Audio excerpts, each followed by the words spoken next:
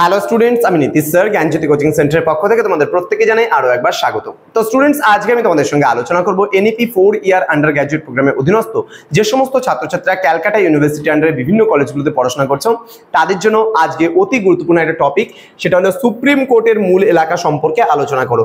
এই ক্লাসটা আলোচনা করার পূর্বে তোমাদেরকে বলে রাখি, সেকেন্ড সেমিস্টারে যারা পলিটিক্যাল সায়েন্স ডিএসসিসি 2 অর্থাৎ মেজর নিয়ে পড়াশোনা করছো তাদের জন্য এবং মাইনর পলিটিক্যাল সায়েন্স যাদের রয়েছে তাদের জন্য কিন্তু আজকের এই ক্লাসটি। তো যারা এখনো আমাদের চ্যানেলটিকে সাবস্ক্রাইব করনি তারা অবশ্যই চ্যানেলটিকে সাবস্ক্রাইব করে পাশে থাকা বেল আইকন অল প্রেস করে রাখো, যাতে নেক্সট টাইম থেকে কোনো ভিডিও আপলোড করলে তার নোটিফিকেশনটা তুমি সবার আগে পেতে পারো।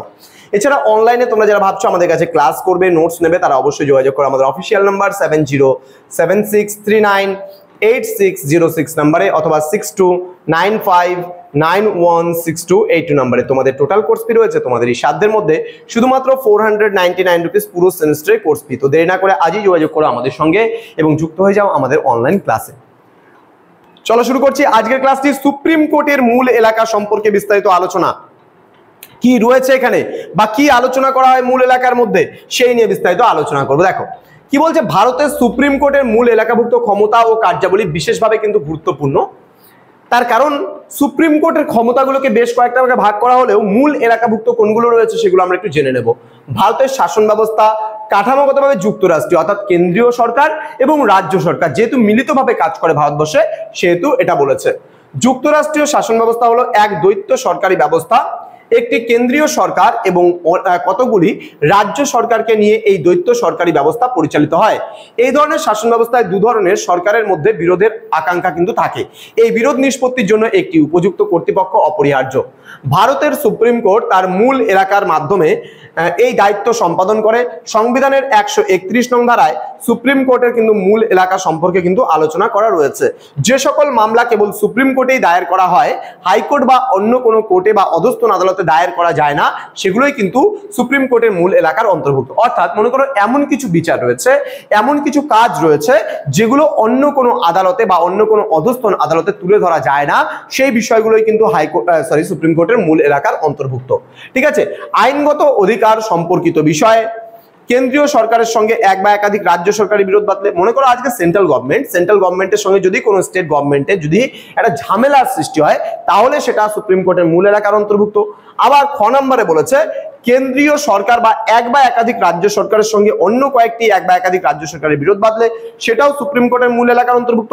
অর্থাৎ মনে করো কেন্দ্রীয় সরকার আছে, যদি দুই বা তার বেশি রাজ্য সরকারের সঙ্গে তার সঙ্গে আবার অন্য কোনো রাজ্য সরকারের বিরোধ বাঁধে তাহলে সেটাও কিন্তু সুপ্রিম কোর্টের মূল এলাকার অন্তর্ভুক্ত। আবার কি বলছে, গ নাম্বার বা 3 নাম্বার বলেছে দুই বা ততোধিক রাজ্য সরকারের মধ্যে বিরোধ বাঁধলে তার বিচার একমাত্র সুপ্রিম কোর্টের এলাকাতেই সম্পন্ন হবে।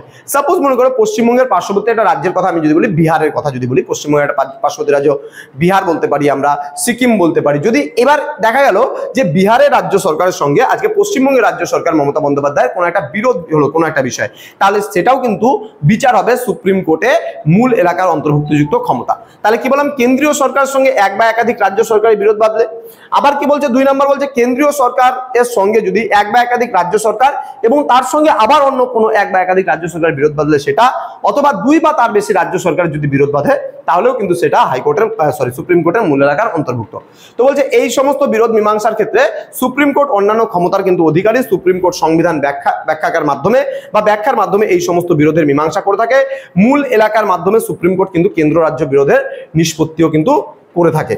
তো এই ছিল আজকের ক্লাস, যেখানে আমরা মোস্ট ইম্পর্টেন্ট একটা কোশ্চেন নিয়ে আলোচনা করলাম যে সুপ্রিম কোর্টের মূল এলাকাভুক্ত ক্ষমতা কি রয়েছে, এই নিয়ে বিস্তারিত আলোচনা করা হলো।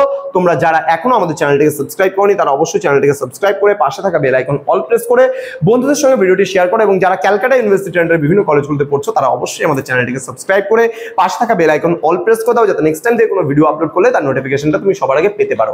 এছাড়া অনলাইনে তোমরা যারা ভাবছো আমাদের ক্লাস জয়েন করবে তারা অবশ্যই যোগাযোগ করবে আমাদের অফিসিয়াল নাম্বার 6295916282 এবং 7076398606 নম্বরে। দেখা হচ্ছে খুব তাড়াতাড়ি আরো একটা নতুন ভিডিও নিয়ে, নতুন কোনো ক্লাস নিয়ে। তোমরা প্রত্যেকেই ভালো থেকো, সুস্থ থেকো। Thank you so much. Thanks for watching after all.